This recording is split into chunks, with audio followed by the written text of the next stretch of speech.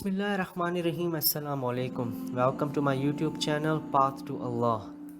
Nadir Shah was born in Kuban, Iran. He was the son of a poor peasant who lived in Khorasan and died while Nadir was still a child. Nadir and his mother were carried off as slaves by the Uzbeks, but after the death of his mother in captivity, Nadir managed to escape and became a soldier.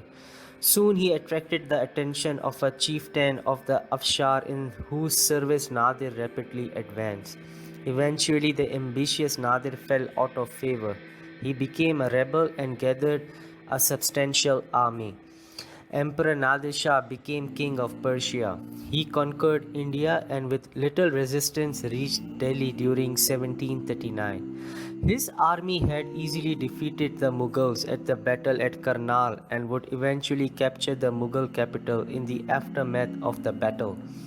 Irritated and angered by some commotion by the inhabitants, he caused general massacre and set fire to houses in Delhi. Thousands of people were killed. During the last night of his life, Nadir Shah was seeing terrible nightmares and had lost mental peace and sleep. He would get out of his bed now and again, returning to it to get some comfort and sleep, but to no avail. It was terrible torture for the Shah, but no one dared to approach him to find the reason. Only one person could dare to do so, and he was Hussein Ali Muinul Mulk, a trusted friend of the Shah. He approached him and asked the reason for his restlessness and lack of sleep. The Shah said that it was a deep personal secret which he would reveal to him on condition that he did not tell anyone, otherwise the punishment would be death. Nadir Shah then related his secret, saying that before he came on the throne of Iran, he had seen a sensational dream. He had seen two prominent and glittering personalities came to him, and with much honor they took him to a place. There 10 more glittering personalities were seated with much dignity and awe. The Shah was then accompanied before one of them, and a dazzling sword was respectfully tied around his waist. Thereafter one high person said to him, "You are being designated for the upliftment and welfare of Iran, provided people are treated well." Since then, the Shah added, he had made progress in every sphere in his life.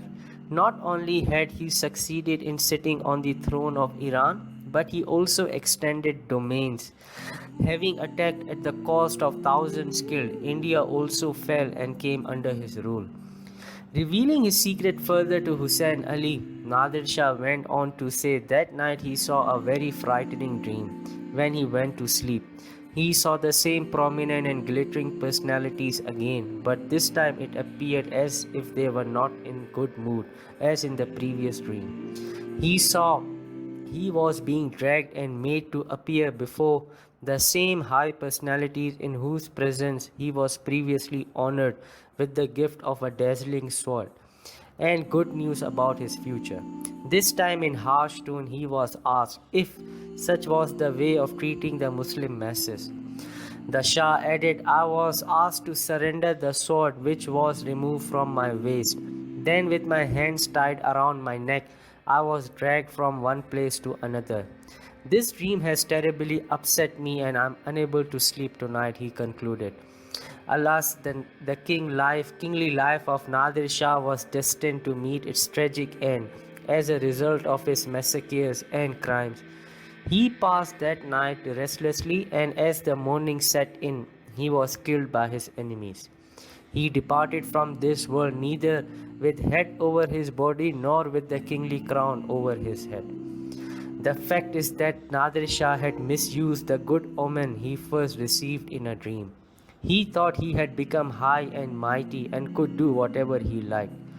He had misunderstood, as many of us today do, that the blessings of kingdom, wealth, power, or high status in life are signs of divine favor.